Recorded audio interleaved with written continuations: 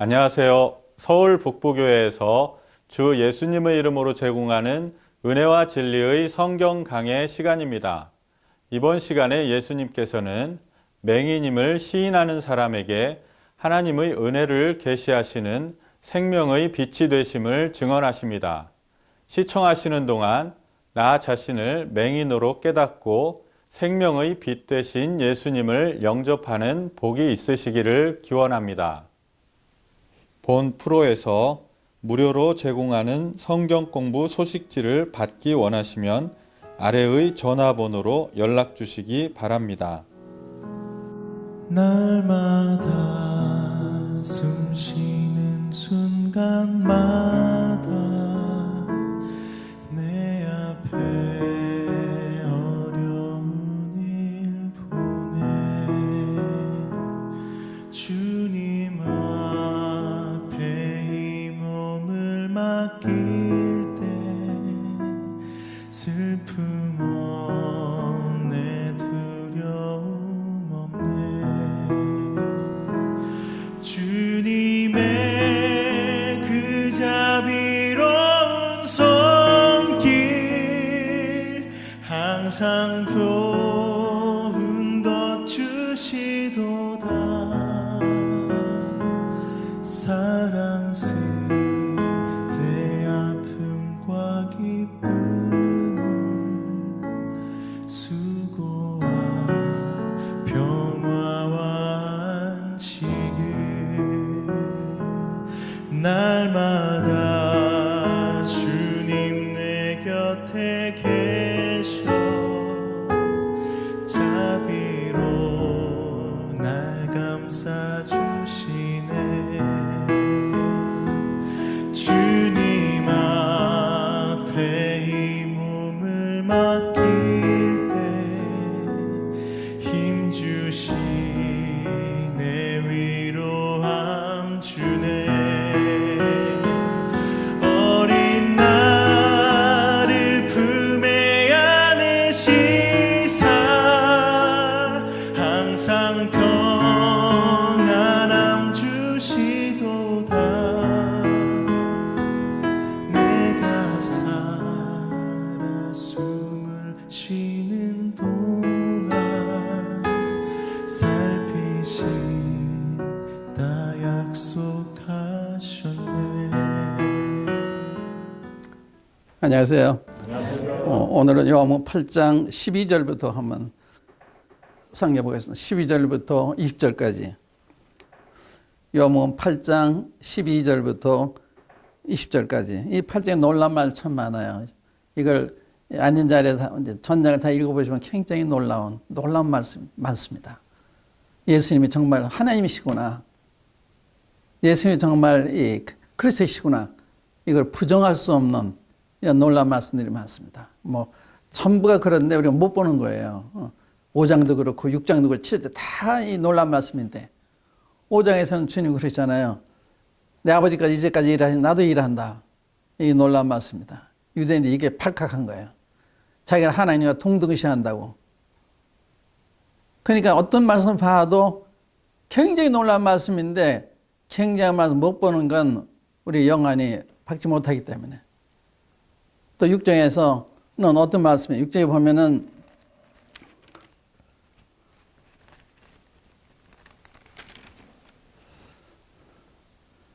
나는 생명의 떡이니 내게 오는 자는 결코 줄이지 않을 터요 나를 믿는 자는 영원히 목마르지 아니하리라. 이런 말씀 어디서 듣습니까? 이건 그냥 설교가 아니에요. 이건 사실입니다. 그러니까 예수님을 찾아나가면 이런 은혜를 입는 거예요. 사람이 변화가 되는 거예요. 영원히 목마르지 않는 이런 음료수를 받게 된 거예요. 성령님과 가르치는 것입니다. 이 놀라운 말씀이잖아요. 이런 놀라운 말씀. 이 절대적인 말씀이죠. 그러니까 우리 사람이 떡이 없어 주림이 아니라 물이 없어 가람이 아니라 여호와의 말 듣지 못한 기갈이라. 그게 우리의 문제는 경제에 있는 게 아니에요. 우리 영혼에 만족시키는 그런 진리가 없기 때문에 하나님 말씀 들어야 되는데 그 말씀이 점점 이게 어려워지잖아요. 왜? 말씀이 이론을 전하니까 살아계신 말씀을 살아계신 말씀으로 증거해야 되는데 그냥 설교를 하는 것을 끝나니까 그렇지 않잖아요. 살아있는 말씀이잖아요. 그러니까 이 주님 믿으면 영원히 굶주리지 않는 거예요. 영원히 목마르지 않는 거예요. 이게 사실입니다. 제가 경험했어요. 그래서 저는 다른 구하지 않습니까? 주님 외에 구하는 게 없어요. 구할 필요를 안 느껴요. 이게 어떻게 그럴 수가 있어요? 다들 자기 위해서 추구하는데 왜 그렇게 안 합니까? 만족하니까, 배가 부르니까, 목마르지 않으니까. 이게 이론이 아닙니다. 나는 생명의 떡이니 내게 오는 자는 결코 줄이지 아니할 터요 나를 믿는 자는 영원히 목마르지 아니하리라. 7제는 뭐예요? 7제 보면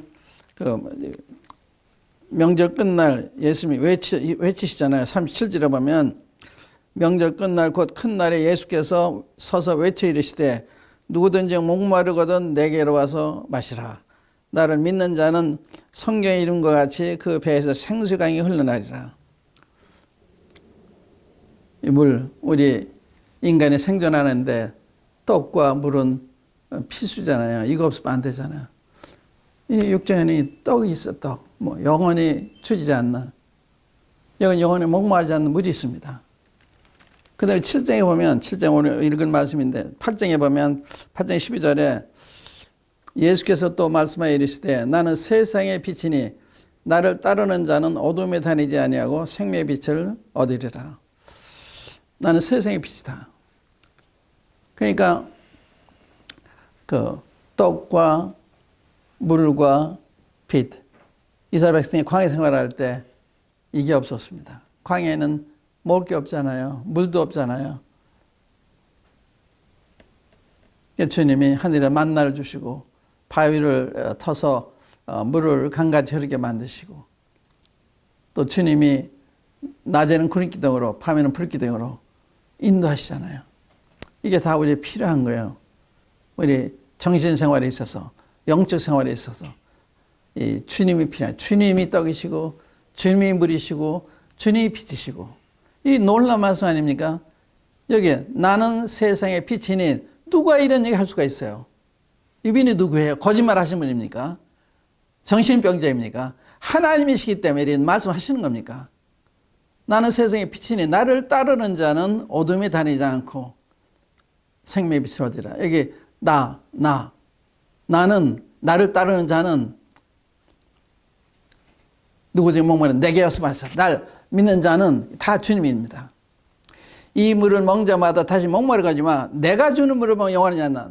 이게 누구예요? 절대자 하나님이십니다. 절대자 하나님. 이게 보통 말씀이 아니에요. 나는 세상의 빛이다. 누가 이런 얘기 할 수가 있어요? 사람이 할 수가 없어요. 주님은 정신병자가 아닙니다. 일반적으로 알려진 것도 주님은 성인 중에 한 분입니다. 나는 세상의 빛이다. 이거를 달리 생각하면 세상은 어둠입니다. 밤임이에요. 예수 없으면 밤에 등불 없이 가는 사람 똑같은 거예요. 길잡이가 없이 안내자가 없이 광야 길을 걷는 것 똑같아요. 그러니까 이 세상이 어둠이다. 또 이 주님 믿지 않으면 우리가 어둠입니다. 그러니까 우리가 주님 없이는 바른 길을 찾아갈 수가 없는 거예요. 그래서 세상이 방황하지 않습니까? 지금 방황해요. 세상이 지금 세계 자체가 방황합니다. 어떻게 가야 할지 강대국들이 회담을 하지만 다 생각이 다릅니다. 방황해요. 이게 지금 어떻게 될 건지 우리가 막다른 골목에 와 있습니다. 세계 막다른 골목에 와 있어요. 핵전쟁을 통하면 다 죽어요. 왜 그렇게 됐느냐? 길잡이가 없기 때문에, 이 안내자를 잃었기 때문에, 주님을 잃었기 때문에 사람이 잘못 길을 들어온 거예요. 왜 가정이 이렇게 됐어요? 왜 교회가 그렇게 됐습니까? 왜 사회가 이렇게 됐습니까? 빛 대신 주님을 잃었기 때문에 어둠에서 헤매는 거예요. 주님을 따라야만 어둠에 다니지 않는다. 주님을 따라야만. 주님 안 따르면 어두운 가운데 가는 거예요. 보세요. 바린 성현들 보세요. 주님 안 따르니까 얼마나 모순돼요. 빛이 없잖아요. 근데 이 주님의 말씀 빛이 들어가니까 양심의 가책을 받고 다 물러가잖아요. 그 정도로 필요한데 양심의 가책을 받고 그냥 무마가치면 안 되잖아요. 뉘우치고 무릎 꿇고 회개하고 하나님께 돌아와야죠. 양심 가책 받는 건 좋지만 거기서 끝나면 안 되잖아요. 진짜로 회개하고 하나님께 돌아와서 용서를 구하고 용서를 받고 또 그 결과 성령을 받으면 그때 성령님께서 우리의 보혜사가 되시고 우리의 인도자가 되시고 그런데 이 놀라운 이 하나님 약속을 우리가 받고 있으면서도 이거 쓸 줄은 몰라요. 이게 알아들지 못하니까. 아니 산떡 옆에 두고 굶주린 사람 얼마나 많아요. 또 영혼의 목마르지 않은 물을 두고서 딴 데서 물을 구하는 사람 얼마나 많아요. 그러니까 이 말씀이 굉장히 중요한 거예요. 이 말씀은 아냐 모르냐 이게 중요한 게 아니라 정말 예수님이 하나님의 빛인 걸 깨닫냐. 그리고 정말 그걸 따라야 어둠에 다니지 않느냐. 그걸 따라야 생명의 빛을 얻게 되는 거냐. 이게 중요한 거잖아요. 그 따라야 되는 거예요. 딴 다음에 믿는 걸 가는 거예요. 예수님 믿어야 따라갈 거 아니에요. 그러니까 예수님 누구신 걸 아는 게 중요해요. 그래 믿잖아요. 나는 세상의 빛이다. 누구예요? 하나님입니다. 절대적 하나님. 우리 요한복음 1장에 보면 태초에 말씀이 계시니라. 이 말씀 하나님과 함께 계시니 이 말씀은 곧 하나님이시니라. 만물이 그로 말미암아 지음받아 되어서 지은 것이 하나도 그거 없이 된 것이 없는지라. 그 안에 생명이 있으니 이 생명 사람들이 빛이라. 주님 안에 생명이 있으니 이 생명 사람들이 빛이라. 빛이 어둠의 빛이다. 어둠이 깨닫지 못하더라. 예수님은 세상에 계셨고 세상은 예수님 말하면 지음받아 되었는데 세상에 예수님을 알아보지 못하고 자기 땅에 자기에게 영접지 않았다. 이게 인류 역사입니다. 이게 우리에 대한 그림자예요. 주님을 알아보고 모셔야 되는데 알아보지 못하니까 주님을 배척하고 거부하고 왜냐? 어둠이니까. 어두워 있는 거예요. 눈 멀어 있으니까. 그러니까 예수님이 절대적으로 필요한 거예요. 사람은 절대적으로 예수님 없이 바른 길을 갈 수가 없습니다. 양심을 대로 살 수가 없어요. 예수님 알 때 양심적으로 살게 되고 자기 죄를 깨닫게 되고 또 말씀대로 살게 되니까 안전한 길을 가게 되는 것이고 나는 세상의 빛이다. 우리가 성경을 볼 때는 예수님 하나님의 그리스도인 것을 알기 위해서 읽는 거다. 그게 요한복음에 기록된 목적이다. 그래서 이 말에서 볼 때 이분이 정말 하나님의 아들이시구나. 정말 그리스도이시구나. 시인하지 않을 수가 없는 거예요. 얼마나 놀라운 말씀 여기에 있는데 정말 정신을 차리고 겸손한 마음으로 요한복음 읽으시면요. 다 끝나기 전에 안 믿을 수가 없어요. 너무나 놀라우신 분이고 너무나 놀라운 말씀이고 진리니까 이 말씀을 받아들이지 않을 수가 없는 거예요. 너무 훌륭한 말씀이니까. 너무 놀라운 말씀인데 그걸 모르는 거예요. 많은 사람들이 눈 멀어 있는 거예요. 여기 보세요. 이 말씀을 들은 다음에 뭐라 그래요? 이 말에 하나도 못 알아들어요. 그 13절에 보면 바리새인들이 이르되 내가 너를 위하여 증언하니 네 증언은 참되지 아니하도다. 이렇게 말하는 분에 대해서 좀 생각을 해봐야 될 거 아니에요. 율법에 꽉 차 있어가지고 율법에는 투세 증인을 필요로 하는 거예요. 그러니까 예수님이 증거하니까 내 증거는 참되지가 않다. 그런데 이런 말씀 들으면 좀 놀라야 되잖아요. 다시 생각해 봐야 되잖아요. 근데 예수님 뭐라고 그러세요? 여기 이렇게 하시죠. 내가 나를 위하여 증거하여도 내 증언이 참되니 나는 내가 어디서 오며 어디로 가는 것을 알거니와 너희는 내가 어디서 오며 어디로 가는 것을 알지 못하느니라. 주님은 전능한 하나님이세요. 어디서 가는 걸 다 아시는 하나님이시기 때문에 내가 투세 증인이 없이 판단해도 그건 옳은 거다. 참된 거다. 그 이야기예요. 맞죠? 사람은 투세 증인이 필요하지만 하나님은 안 그런 거죠. 그런데 사실은 그 다음 보면 주님도 이 율법대로 두 증인이 있는 거 얘기하잖아요.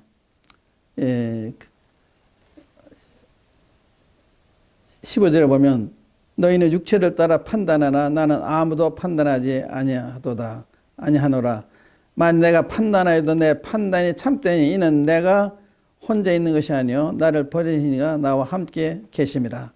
너희 율법에도 두 사람의 증언이 참되다 기록되었으니 내가 나를 위하여 증언하는 자가 되고 나를 보내신 아버지도 나를 위하여 증언하시니라.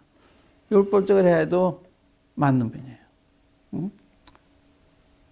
본인 하나님인 걸 해도 맞는 것이고. 그런데 놀라운 게 이런 분을 앞에 두고서 이렇게 이러면 항의한다는 게 너무 마음이 어두워 있는 거 아닙니까?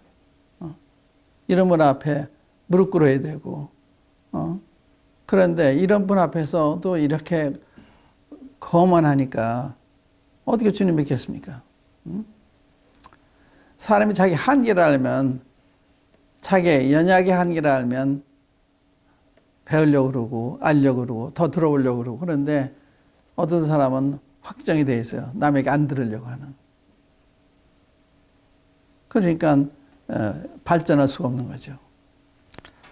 근데 여기 주님의 이런 말씀, 또 이런 행하시는 걸 보면서도 내가 너를 증거하니 내 증거는 참되지 않다. 이런 이론을 펴는 거예요. 이론의 문제가 아니잖아요. 이런 위대하신 분. 주님이 앞에 계실 때 어떻겠어요? 그 모습이나 말씀하시는 거나 행하시는 거나 얼마나 위엄이 넘쳤겠습니까?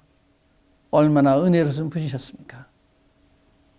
긍휼이 많은 분이셨겠어요. 그걸 못 보는 거예요. 못 보는 거예요. 그러니까 소경이죠. 네, 너는 내 눈은 봄으로 보고 있고 내 귀는 들어보기도 하는데 볼 사람 못 보는 거예요. 이게 소경이죠. 근데 다음 장에서 보면요, 9장에 보면요, 나 때부터 소경된 자가 있잖아요. 바리새인들이 주님이 소경된 사실을 시인하기가 싫은 거예요. 자꾸 눈뜬 자가 예수님을 얘기하니까 출애를 시켜요. 회당에서 쫓아내요. 그때 주님이 만나셔가지고 내가 하나님의 아들 믿느냐? 그분이 누구니까 제가 믿고자 하나이다. 네게 말하는 내가 그다. 그러니까 제가 믿나이다 하고 절하더라. 그 다음에 예수님 하신 말씀이 뭔가 하면요. 9장 한번 보세요. 9장에 보시면 39절 보세요. 예수께서 이르시되 내가 심판하러 이 세상에 왔으니 보지 못하는 자들은 보게 하고 보는 자들은 맹인이 되게 하려 함이라 하시니 바리새인 중에 예수 함께 있던 자들이 말씀을 듣고 이르되 우리도 맹인인가? 예수께서 이르시되 너희가 맹인이 되었더라면 죄가 없으려니와 본다고 하니 너희 죄가 그대로 있느니라. 이게 무슨 뜻이에요? 어떻게 보면 상당히 역설적이잖아요. 내가 심판하러 왔다. 주님 심판하러 오신 분이 아니잖아요. 주님은 구원하러 왔다 그랬어요. 그런데 심판하러 왔다고 말씀하셨어요. 어떤 심판을 하기 오셨는가 하면 보지 못하는 자들은 보게 하고 보는 자들은 맹인에게 하려 합니다. 이게 무슨 뜻이에요? 주님 저는 소경입니다. 이렇게 하면 눈을 떼어 들어오신 분이고 왜 내가 소경이야? 나도 판단해 봐야지. 나도 이 신을 가지고 있네. 이런 사람은 소경되게 하러 왔다. 여기에 인간의 문제는 안 되는데 문제가 있어요. 안 되는데. 뭘 안다고 그러는데. 이 우주 안에서 모르는 게 99% 아닙니까? 아는 거 하나도 안 돼요. 모래 하나도 안 돼요. 아인슈타인이 그랬다고 그러잖아요. 자기가 아는 건 바닷가에 모래 하나 이리시나 안 된다. 그러니까 자기 모르는 거 아는 게 아는 거예요. 자기 안다고 생각하는 모르는 사람이에요. 그러니까 여기 주님이 내가 심판하러 왔는데 보지 못하면 보게 하고 보는 자들은 소경되게 하러 왔다. 주님이 못 믿게, 못 깨닫지 못하게 하신 거예요. 그러니까 바리새인들이 듣고 있다. 우리도 소경이가 그러니까 예수님이 너희가 소경되었다면 죄가 없으려냐. 본다고 하니 너희 죄가 그저 있다. 이게 문제라. 난 소경이면서 하면 이게 좋은데 왜 우리가 소경이야? 이게 문제예요. 이거 자기는 못 보는 거예요. 마태복음 11장에 보면 이 비슷한 말씀인데 11장에 보면 이런 말씀이 있어요. 다 필요한 말씀이죠. 그거 없이 성경 많이 읽으면 뭘 해요? 들어오면 뭘 해요? 소용이 없어요. 도움이 안 돼요. 11장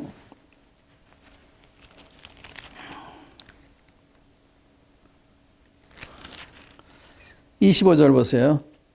이 이야기는 20절 이하로 이렇게 연결되는 말씀인데 여기 고라신과 벳세다가 주님이 큰 권능 행하시는데 그때 회개를 안 해요. 그게 주님이 이런 말씀하신 거예요. 왜 회개하느냐? 교만하기 때문에 교만하. 마음이 높아 있기 때문에. 왜 사람들이 회개를 안 하느냐? 마음이 높아 있기 때문에. 교만해 있기 때문에. 이 회개는 정말 그 자기가 어떤 얘가 발견할 때 회개가 되는 거잖아요. 내가 정말 죄인이라구나. 나 지옥과에 마땅한 사람이라구나. 이걸 알 때 회개하게 되는 건데 이걸 가르쳐줘도 시인을 안 하는 거예요. 여기 보세요. 그때 예수께서 대답하여 이르시되 천지의 주제이신 아버지요 이것을 지혜롭고 슬기는 자들에게는 숨기시고 어린아이들에게는 나타내시니 감사나이다. 여기 지혜롭고 슬기는 자들에게는 숨기신다. 누구예요? 지성인들한테 숨긴다. 그런 말 아니에요. 그 앞에 보면 교만한 자들, 회개하지 않는, 마음이 높아진 자들 가리키는 거예요. 거기 보세요. 21절부터 보세요. 20절부터 보세요. 예수께서 권능을 가장 많이 행하신 고을들이 회개하지 아니하므로 그때 책망하시되 화이슬진저 고라시나 지방 이름입니다. 화이슬진저 벳세다야 너에게 행한 모든 권능을 두로와 시돈에서 행하였다면 그들이 벌써 배옷을 벗에 앉아 회개하였으리라. 내가 너에게 이르노니 심판날에 두로와 시돈이 너희보다 견디기 쉬우리라.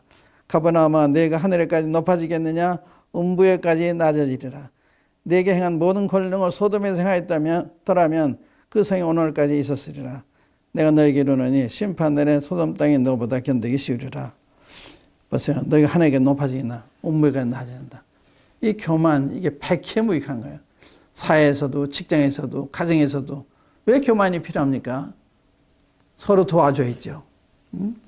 그러니까 이것이 사회 문제, 가정의 문제 뿌리가 되어 있는 거예요.